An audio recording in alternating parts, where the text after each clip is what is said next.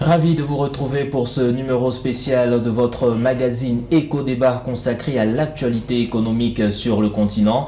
Aujourd'hui, nous parlons des fintechs, ces entreprises qui se développent dans la technologie des finances. À l'ère du numérique et de la mondialisation, le secteur financier connaît une révolution sans précédent et avec l'émergence des technologies financières ou fintech. Ces entreprises innovantes bousculent les modèles traditionnels et offrent de nouvelles perspectives aux acteurs du marché. Toutefois, cette évolution rapide soulève également des questions quant à la régulation des marchés financiers.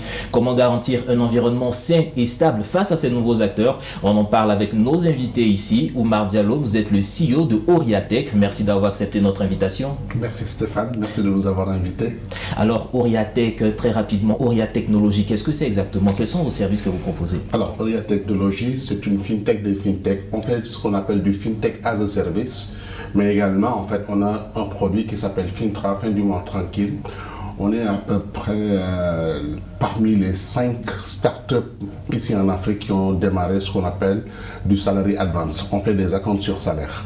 Des acomptes sur salaire, en tout cas, ça tombe à point nommé sur le continent. Et avec nous, on a Madame Jacqueline Brandberg. Vous êtes la CEO de MagmaSend. Merci d'avoir accepté notre invitation.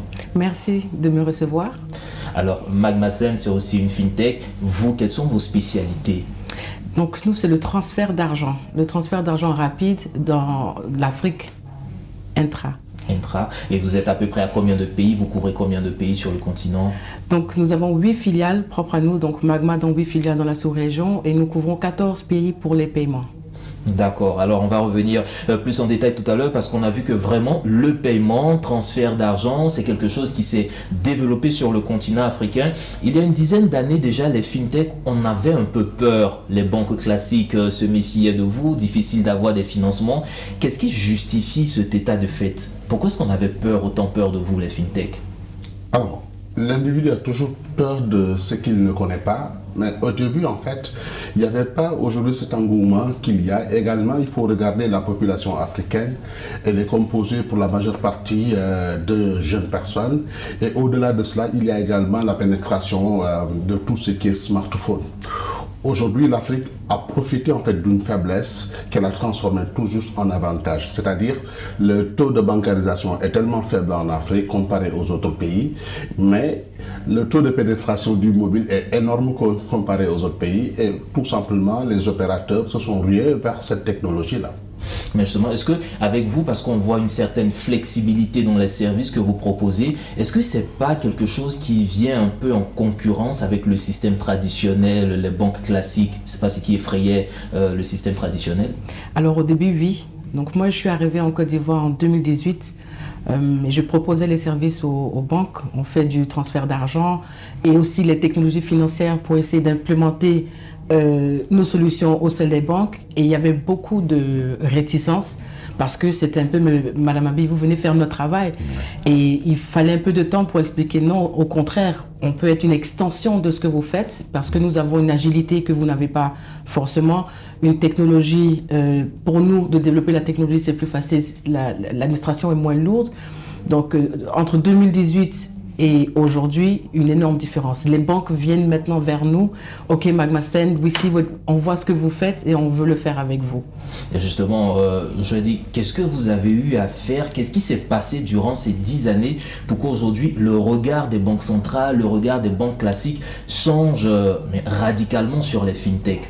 Alors moi j'ai une anecdote à raconter, surtout concernant la Côte d'Ivoire. Ce qui a boosté le plus le mobile money en Côte d'Ivoire, c'est également en fait dû aux tensions politiques qui se sont passées en 2010. Moi en 2010, j'étais déjà en Côte d'Ivoire dans le cadre en fait des formations de tout ce qui était produit à service des services à valeur ajoutée pour Orange. Donc on a vu entre 2011 et 2012 Orange Money exploser. Bon, je vais les citer juste pour donner l'exemple, exploser parce que à un certain moment les banques n'étaient plus disponibles.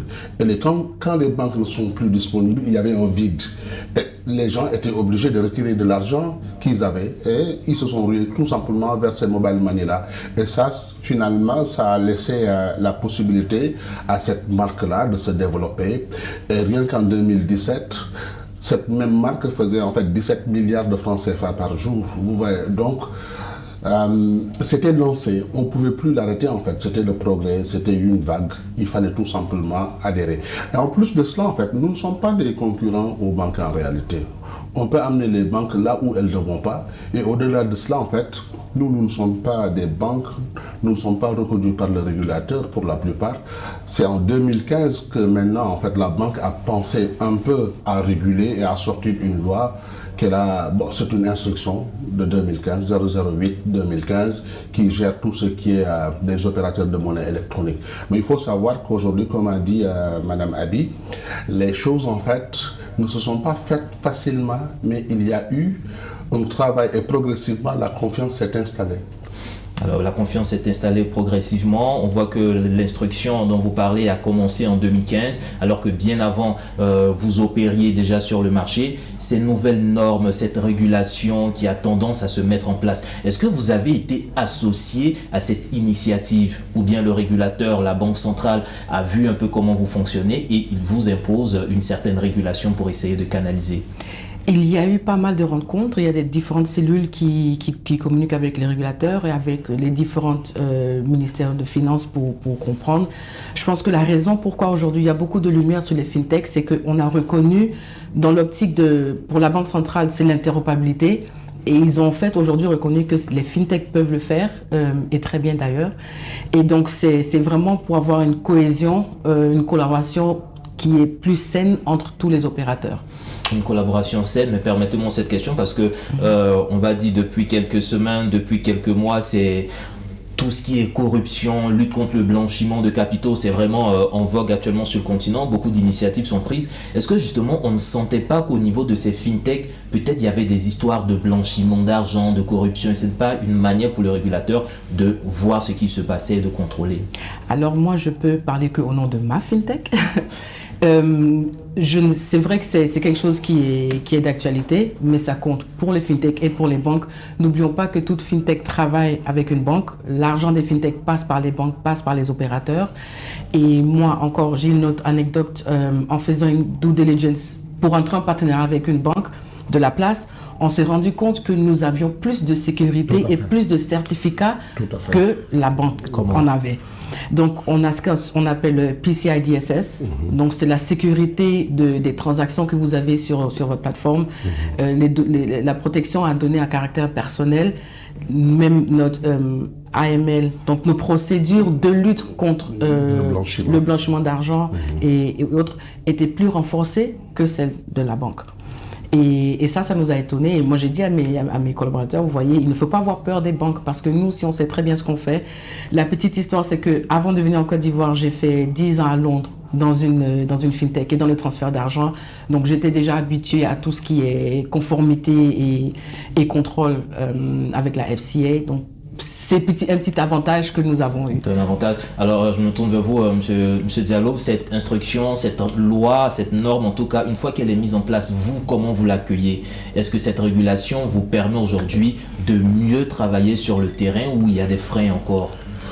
Oui, elle nous permet de mieux travailler parce qu'en fait, il faut savoir une chose, c'est une reconnaissance. Comme a dit Abi il y a 2 jours dans un panel, aujourd'hui, c'est donner en fait de la légitimité à une fintech de dire que je parle directement avec la BCAO ou bien la BCAO m'a reconnu. Moi, j'ai eu la chance en fait de travailler dans une fintech qui a vraiment eu beaucoup de remous avec la BCAO parce qu'en fait, nous étions là avant que la BCAO ne régule. Donc, ce qui fait qu'en fait, nous, on était dans un vide juridique et on y allait. Maintenant, par rapport à ce que vous dites concernant cette instruction-là, il y a énormément de bienfaits, il y a énormément de bonnes choses dans cette loi, parce que déjà, tout ce qui est gouvernance aujourd'hui, gestion, et tout ce qui est également proactivité dans la gestion des risques, tout ce qui est plan de continuité, tout ce qui est aujourd'hui lutte contre le blanchiment et les armes de destruction massive. Tout ça, c'est des choses qui ont été évoquées. Et moi, ce qui me plaît le plus, parce que moi, je suis quelqu'un qui travaille avec beaucoup de fintech, comme elle l'a dit. Quand je regarde les fintech, comment elles sont organisées, je vois que les fintech respectent tout. Je vois que les fintech ont même des manuels de procédure pour la formation donc, du personnel. Les fintech vont à ce qu'on appelle les cellules locales, la CENTIF, pour former Donc, il y a un département de conformité. Et au-delà même, ils ont non seulement un département de conformité, mais ils vont recourir aux services de gens qui sont en externe pour renforcer les capacités. Cette montée en compétences fait qu'en fait, c'est des gens qui sont sérieux parce qu'au FinTech, on ne leur pardonne rien. Je ne sais pas si vous avez déjà vu une FinTech qui a été épinglée pour blanchiment d'argent, mais moi non. Mais pour les banques, oui. Vous voyez, donc en fait, on doit travailler en synergie, en convergence, et on ne doit pas vivre dans des mondes parallèles. Et cette loi-là, nous, ce qui nous a le plus plu dans cette loi, c'est que pour la première fois, en fait, on nous cite comme FinTech. Parce que depuis lors, il y avait ce qu'on appelle un raisonnement analogique, c'est-à-dire, on ne nous citait pas comme FinTech, on nous citait juste comme des partenaires techniques. Mais aujourd'hui, c'est clair et net, une FinTech peut prétendre à travailler en brandissant un papier qui va dire que moi je suis un agrégateur de paiement, ou bien moi je suis un initiateur de paiement, ou bien moi je suis full PSP, donc je fais tout ce qu'on demande dans les paiements et je suis en règle. Et au-delà de cela aussi, la BCEAO nous a permis aujourd'hui de mettre en place des procédures qui nous permettent de travailler avec d'autres qui ne sont pas dans notre zone. Parce que nous sommes une communauté, la communauté UMOA, donc la communauté en fait qui a la monnaie commune. Les 8 pays partagent une monnaie commune, mais il faut savoir que l'Afrique a 54 pays. Et les 54 autres pays, donc si je regarde bien, il n'y a que 6 autres pays qui ont une monnaie commune. Ce qui veut dire que ces 14 pays-là, dans les 54, ne représentent rien, alors que l'Afrique doit commercer entre elles. Et si l'Afrique doit commercer entre elles, il faudrait en fait qu'on fluidifie aujourd'hui les transactions. C'est plus facile d'envoyer de l'argent en Angleterre que d'envoyer de l'argent au Nigeria. C'est pas normal. Et nous, aujourd'hui, des gens comme Magmasen, des gens comme Oriatech et d'autres personnes créent ces ponts-là pour permettre aux Africains de commercer plus facilement et plus rapidement. Alors j'ai 2 questions sur ce que vous venez de dire. Je pose ces 2 questions à vous deux, à vous de réagir. Tout à l'heure vous dites c'est plus facile d'envoyer de l'argent à Londres, à Paris que entre les pays africains eux-mêmes. Qu'est-ce qui justifie ce fait? Qu'est-ce qui peut justifier ce fait? D'abord, il y a le taux de change qui est très volatile. Il n'y a pas il n'y a pas de plateforme qui permette une uniformisation, donc c'est un peu le Wild Wild West en ce terme-là. Avec le pound, avec l'euro, avec le dollar, on sait comment ça se passe. Ouais. D'accord, donc ça c'est un premier point. Et tout à l'heure vous parlez d'une certaine fluidité dans la coopération entre les différents États de l'UMOA et autres. Aujourd'hui, est-ce qu'avec cette régulation, si Madame Jacqueline Bromberg, aujourd'hui, si elle opère en Côte d'Ivoire, est-ce qu'avec le même agrément qu'elle a eu en Côte d'Ivoire, elle peut aller travailler tranquillement au Sénégal, ou bien il y a encore des difficultés dans ce sens-là? C'est le plus grand tekkei, et ça c'est son sujet favori et le mien aussi. Donc je me retourne vers vous parce qu'on est dans une phase où on parle du déploiement de la ZLECAf, la zone de libre-échange, où les frontières doivent être ouvertes et autres. À votre niveau, au niveau des FinTech, est-ce qu'on sent ce déploiement, cette ouverture des frontières? Alors, je peux répondre en disant que nous avons 6 filiales dans la même zone où il est moi, Magmasen, justement pour fluidifier les transferts. Et ce n'est pas notre travail, c'est le travail de la BCEAO, de nous permettre d'avoir des transferts rapides et instantanés.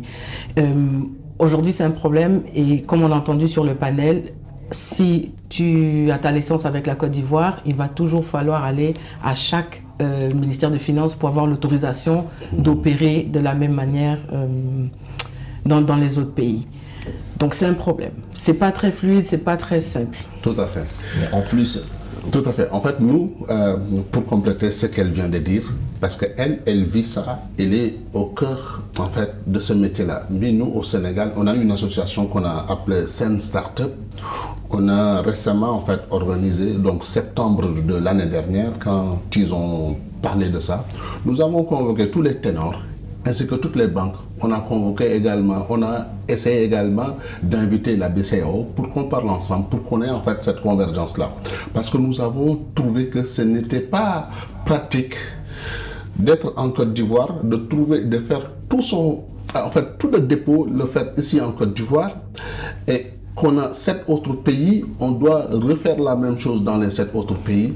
On s'est dit que ça va ralentir les choses. Et au-delà de cela, ça va nous permettre tout simplement de nous enfermer dans un petit marché.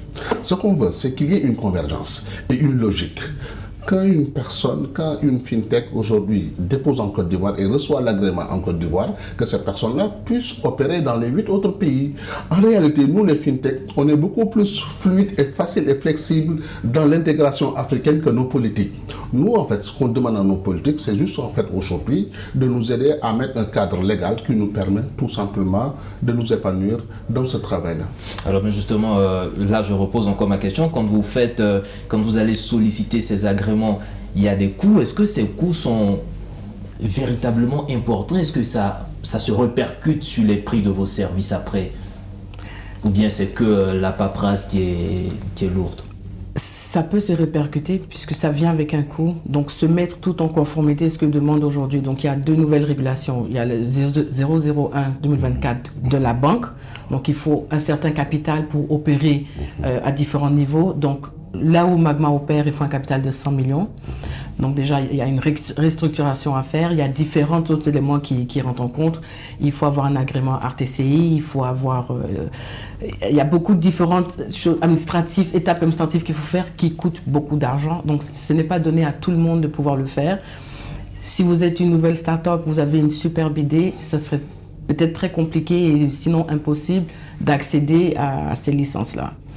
Alors, on parle beaucoup de fintech. Est-ce qu'au niveau des fintech, parce que là, j'entends un montant de capital qui est déjà de 100 millions, tout ce que vous faites, est-ce qu'il y a des paliers, des structurations, comme on le voit peut-être en entreprise, on dit il y a des PME, il y a des grandes entreprises. Est-ce qu'entre vous-même, fintech, vous arrivez à faire cette différence? À partir de maintenant, avec l'instruction 001-2024, il y a des paliers. Maintenant, pour être un agrégateur de paiement, il faut obligatoirement en fait avoir un capital social de 10 millions. Si on veut faire de l'initiation de paiement, c'est 20 millions. Si on veut faire de l'initiation de paiement et agrégation, c'est 30 millions. Maintenant, si on veut être full PSP comme elle le souhaite, donc PSP, il faut tout simplement comprendre prestataire de services de paiement. D'accord? Il faut au minimum un capital de 100 millions. Mais là où le bas blesse, comme elle dit, c'est en fait nos jeunes qui sont issus des universités. D'accord? Nos jeunes innovateurs. Ces gens-là, vous savez, en fait, il y a une certaine pression sociale dans nos pays. Et cette pression sociale fait que il y a des gens qui, aujourd'hui, ont du mal à réunir les 10 millions pour le capital. Ça n'a rien à voir avec la richesse de l'entreprise. Parce que vous pouvez avoir une entité et avoir 100 000 francs CFA comme capital et faire passer des milliards. Vous voyez, en fait, ça dépend tout simplement des garanties et de la responsabilité des entrepreneurs. Mais ce qui ferait bien aujourd'hui à ces jeunes Africains et ce qui ferait bien à l'innovation, c'est de voir comment aménager de telle sorte que l'étudiant qui sort, qui ne veut pas aller travailler pour une grosse boîte, qui veut développer son idée, puisse tout simplement se mouvoir tranquillement sans pour autant qu'il y ait cette barrière financière. Parce qu'il y a une barrière pécuniaire qui aujourd'hui ne dit pas son nom. Comme vous le dites, pour répondre à votre question, il y a effectivement à partir de maintenant cela. Et pour rebondir à ce qu'elle disait, peut-être en fait elle ne veut pas trop insister sur l'argent, c'est énormément de coûts. Alors, pour se conformer, parce que nous, on existe déjà. Maintenant, pour se conformer, c'est énormément de coûts. Tu vas solliciter des experts externes. C'est des experts qui vont te rédiger au minimum 14 manuels si tu n'avais pas de manuel. C'est des experts qui vont te trouver des assurances.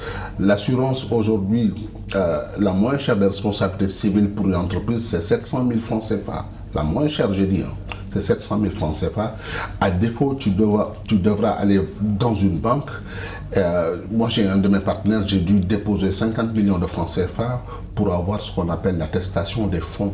Vous voyez un peu, c'est un peu compliqué, donc tout le monde ne peut pas le faire, mais nous encourageons beaucoup toutes les fintechs à être dans les associations ou bien à se rapprocher même des CEO comme Jacqueline pour que ces gens-là puissent leur expliquer. Je sais qu'elle fait un travail énorme ici en Côte d'Ivoire. Bon, je le sais parce que je suis dans le milieu où elle sensibilise les personnes et c'est des personnes comme ça qu'il faut tout simplement encourager dans le cadre de cette activité-là. Alors permettez-moi de demander, quand on entend toutes ces fintechs, on parle de technologie sur le continent africain aujourd'hui, est-ce que vous pensez que les infrastructures de base sont appropriées et sont là pour permettre à ce que les fintechs puissent se déployer? Mais la raison d'être d'une fintech, c'est justement pour améliorer l'infrastructure. C'est ça. Donc, alors, parce qu'on voit que tout ce que vous faites, il faut souvent la connexion, il faut... Oui. Est-ce que tout ça, On a une bonne connexion un peu partout, vous n'avez pas de problème au niveau des infrastructures? En ce qui concerne connexion Internet, on a eu un problème une fois, c'est quand les câbles sous-marins ont été coupés. Sinon, à part ça, ce qui est connectivité, il n'y a pas de souci. Mais quand on parle d'infrastructure de paiement, plutôt infrastructure entre différents agrégateurs, opérateurs, là, il y a un hic et c'est pour ça que nous sommes là. Je voulais juste aussi sur ce que vous dites sur les paliers, les différents paliers des fintech. Aujourd'hui, on est tous un pêle-mêle, donc quand on dit fintech en même temps, je pense que ça a été un peu romantisé parce qu'on s'est dit que toutes les fintech, c'est tous des milliardaires parce que si tu es fintech, tu as levé des fonds, vous avez fait ci, cela et ce n'est pas vraiment, ce n'est pas du tout le cas. Donc, fonder une fintech, ce n'est pas uniquement pour devenir unicorn ou être valorisé à des milliards. Je pense que c'est très important aussi, quand on a cette discussion, de démystifier un peu ce que c'est une fintech. Le premier travail d'une fintech, c'est justement de régler un problème, d'avoir une idée innovateur et de faire le travail avant de penser à faire un exit de 100 milliards d'euros. Alors, permettez-moi de poser cette question parce que sur Medi 1, on a une émission qui est uniquement consacrée au marché boursier et autres, où on voit en tout cas que les investisseurs peuvent venir.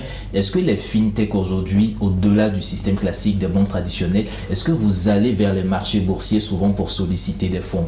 Quand je prends le cas de l'UMOA, est-ce qu'on a des fintech sur la BRVM? Est-ce qu'on a des ambitions dans ce sens-là?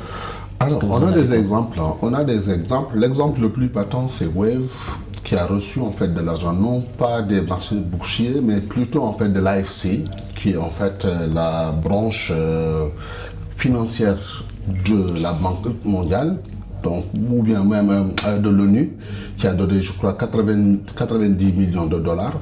Mais ce n'est pas donné à tout le monde, en fait. Comme il dit, en fait, on a trop idéalisé, trop romantisé, mais en réalité, la raison d'être d'une fintech, c'est de régler un problème.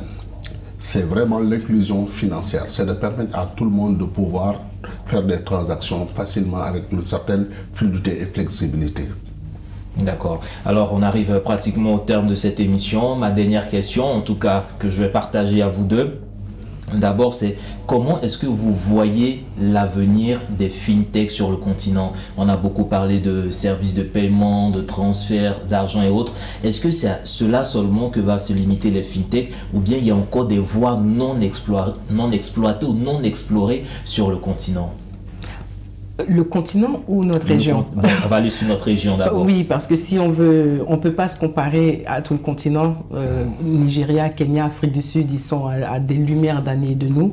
Parce que nous, et je le répète, on a déjà ce problème d'infrastructure. Mais bien sûr que si l'intelligence artificielle va jouer son jeu, quand on parle par exemple de lutte contre le blanchiment, nous avons des problèmes, bon pas des problèmes, on a une situation particulière de comment lutter, comment regarder le fractionnement de paiement, etc. Là, l'intelligence artificielle peut venir apporter son atout. Et les fintech, les années à venir, ça ne se résout pas seulement au paiement. Il y a l'agrotech, comment on peut améliorer l'agriculture à travers ça. Il y a la surtech aussi qui est ici aujourd'hui. Peu de personnes sont assurées, outre que juste la voiture, mais il faut assurer personnellement sa vie, sa maison. Les assurtech sont là pour ça. Eux aussi sont considérés des fintech parce qu'ils utilisent la technologie pour améliorer la situation financière de la population. D'accord. Je me retourne vers vous, Badialo. Ça sera votre mot de fin en même temps. Il y a énormément de choses à faire. Pour moi, on n'a même pas fait l'écart parce qu'en fait, il y a également... On a un problème avec les banques, on se dise la vérité. Tout le monde aujourd'hui, ici dans nos région en tout cas, ne peut pas avoir de financement pour démarrer un business ou bien même si on a démarré un business, on a du mal aujourd'hui des fois à se faire préfinancer juste pour un laps de temps. Donc on a aujourd'hui des fintechs qui sont dans tout ce qui est affacturage. On a en fait des néobanques qui commencent à naître. Par exemple ici en Côte d'Ivoire, on a même en fait des microfinances qui sont des microfinances digitales. Une microfinance, je vais dire, qui est digitale. Donc l'avenir des fintechs dans notre région est énorme. En Côte d'Ivoire, vous allez trouver un jeune qui va aider les agriculteurs aujourd'hui à améliorer les rendements des cultures. Joule. Au Sénégal, un jeune vient de lever plus d'1 million de dollars, il fait la même chose. Tolbi. Donc il faut savoir que les fintechs sont toujours là pour accompagner. C'est des startups qui sont là pour accompagner ce genre de technologie. Quelqu'un qui vient aujourd'hui, qui crée des drones, qui supervise tout ça, lui, il a besoin en fait en SaaS, donc il a besoin d'être payé. Et les gens vont payer avec des mobile money. En somme, la FinTech a encore de très beaux jours devant elle sur le continent africain et plus précisément dans la région UEMOA. Madame, monsieur, merci pour vos contributions. En tout cas, ces entretiens ont été très riches. Et mesdames et messieurs, c'est ici que va se refermer cette émission. Vous pourrez retrouver ces échanges sur notre site internet www.mediantv.com et sur toutes nos plateformes. À très bientôt sur nos antennes. L'information revient dans quelques instants.